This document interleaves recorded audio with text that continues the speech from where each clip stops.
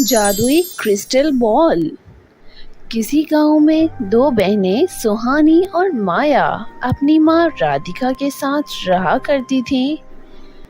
माया राधिका की सौतेली बेटी थी।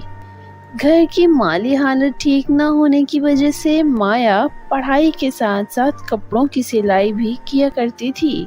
दूसरी तरफ उसकी सौतेली बहन सोहनी कॉलेज के बहाने अपनी सहेलियों के साथ यहाँ वहाँ घूमती रहती थी। सुहानी का पढ़ाई में बिल्कुल भी मन नहीं लगता था। फिर कुछ दिनों बाद दोनों का रिजल्ट आया, जिसमें माया अच्छे मार्क्स लेकर पास हो गई थी, जबकि सोहनी फेल हो गई थी। ये देखकर राधिका को बहुत गुस्सा आया और वो बोली, देख अपनी बड़ी बहन को, कितने अच्छे मार्क्स से पास हुई है। पढ़ाई के साथ साथ वो लोगों के कपड़े भी सिलाई करती है, फिर भी कितने अच्छे मार्क्स से पास हुई है। और एक तू है जो दिन भर अपने दोस्तों के साथ घूमती रहती है। कुछ सीख अपनी बहन से। माँ, तुम मुझ पे गुस्सा क्यों हो रही हो? ये सब झूठ है। मैं भी पढ़ाई करती हूँ। अब मेरे मार्क्स नहीं आए तो इसमें मेरी क्या गलती है? देख सहानी, तू मुझे झूठ मत बोल। मैं तुझे अच्छे से जानती हूँ। आज के बाद मैं तुम्हें पॉकेट मनी नहीं दूंगी, समझी? अब से माया की तरह तू भी काम कर, तभी तुझे पता चलेगी पैसों की कीमत। इतना कहकर राधिका वहाँ से चली जाती है। इस माया की बच्ची ने मेरा जीना हराम कर दिया है। जब देखो माँ उसके ही गुण गाती रहती है। मुझे उसकी वजह से माँ से बहुत कुछ सुनना पड़ता है। अब मैं माया को नहीं छोड़ूंगी। फिर एक दिन जब माया अपनी माँ राधिका के साथ घर का सामान लेने बाजार गई हुई थी, सोहनी चुपके से माया के कमरे में गई और वहाँ पर सिलने के लिए रखे हुए कपड़ों को आग में जला दिया। थोड़ी ही देर में जब माया और उसकी माँ राधिका बाजार से घर लौटी तो देखा कि उसके कमरे में आग लगी हुई थी। कमरे में रखे सारे कपड़े जल चुके थे। ये देखकर माया बहुत ज्यादा उदास हो गई। माया को उदास और परेशान देखकर सोहनी को बहुत खुशी हुई। माँ देखो ना, सारे कपड़े जल गए।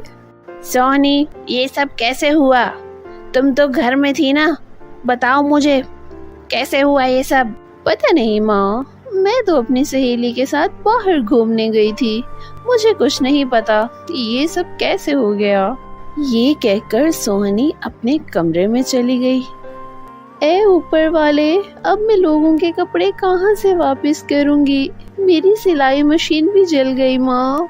जब ये बात मोहल्ले वाली औरतों को पता चली, जिन्होंने सिलाई के लिए कपड़े दिए हुए थे, माया, मैंने तुम्हें बहुत महंगा ड्रेस दिया था सिलवाने के लिए, वो तुमने जला दिया।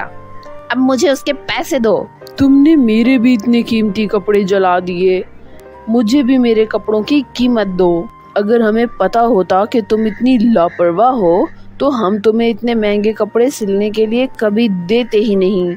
अब तुम बस हमारे पैसे वापस कर दो। ऐसा कहकर सभी औरतें माया से पैसे मांगने लगीं। देखिए, आप मेरी बात समझने की कोशिश करें। आपके कीमती कपड़े जल गए, इसके लिए मैं आप सभी से माफ़ी मांगती हूँ, पर मेरे पास अभी पैसे नहीं हैं। मुझे थोड़ा वक्त दो, मैं आप सभी के पैसे बहुत जल्द लौटा दूंगी। ठीक है, हम तुम्हें 15 दिन का टाइम देते हैं। अगर 15 दिन में हमारे पैसे नहीं लौटाए तो देख लेना, हमारे पास और भी रास्ते हैं पैसे निकलवाने के। इतना कहकर सभी औरतें वहाँ से चली जाती हैं। माया सोच में पड़ गई और बोली, इतने कम वक्त में इतने पैसे कहाँ से लाऊं? इतनी जल्दी तो कोई मुझे काम पर भी नहीं रखेगा। बेटी, तुम परेशान मत हो, सब कुछ ठीक हो जाएगा। ऊपर वाले पर भरोसा रखो, तुम्हें कोई ना कोई काम जरूर मिल जाएगा। फिर अगले दिन माया काम की तलाश में निकल गई। चलते चलते शाम हो गई, लेकिन उसे कहीं काम नहीं मिला। शाम हो चुकी है और अब घर भी लौट जाना चाहिए मुझे। माँ परेशान हो रही होगी। थक हार कर माया वापस लौट रही होती है और रास्ता भटक जाती है और जंगल की तरफ निकल जाती है। तभी उसे जंगल में फल लगे पेड़ नजर आते हैं। क्यों ना मैं ये फल तोड़कर बेच दूं और फल बेचकर मुझे पैसे मिलेंगे तो मैं वो पैसे उन औरतों को दे दूंगी। ये कहकर वो जैसे ही फल तोड़ने के लिए आगे गई तो तभी वहाँ एक बूढ़ी जादूगरनी आ गई। लड़की, तेरी हिम्मत कैसे हुई मेरे जंगल में आने की और यहाँ के फल तोड़ने की?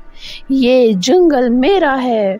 अगर तूने यहाँ से किसी भी चीज को हाथ लगाया तो मैं तुझे हमेशा के लिए कैद कर लूंगी। मुझे माफ कर दो, मुझे पता नहीं था। मुझे कोई और रास्ता नहीं सूझा, इसीलिए फल तोड़ने जा रही हूँ। ये कहते हुए माया ने अपनी हालात के बारे में बूढ़ी जादूगरनी को बताया तो बूढ़ी जादूगरनी को उस पर बड़ा तरस आया। वो जादूगरनी अच्छी और नेक दिल की थी। अच्छा, तो ये बात है लड़की, आओ चलो मेरे साथ, मैं तुम्हें कुछ देना चाहती हूँ। ये कहकर जादूगरनी माया को अपनी गुफा में ले गई जो जंगल के अंदर ही बनी हुई थी। उस गुफा के अंदर जाकर जादूगरनी उसे बहुत सुंदर जादुई क्रिस्टल बॉल देती है। लड़की, ये एक जादुई क्रिस्टल बॉल है, इसको तुम अपने साथ ले जाओ। ये तुम्हें बहुत अमीर बना देगा। तुम इससे जो मांगोगी वो मिल जाएगा। और ध्यान रहे कि ये किसी के हाथ नहीं लगना चाहिए। अब जाओ घर। माया जादूगरनी का शुक्रिया अदा करते हुए बोली, आपका बहुत बहुत शुक्रिया जादूगरनी जी।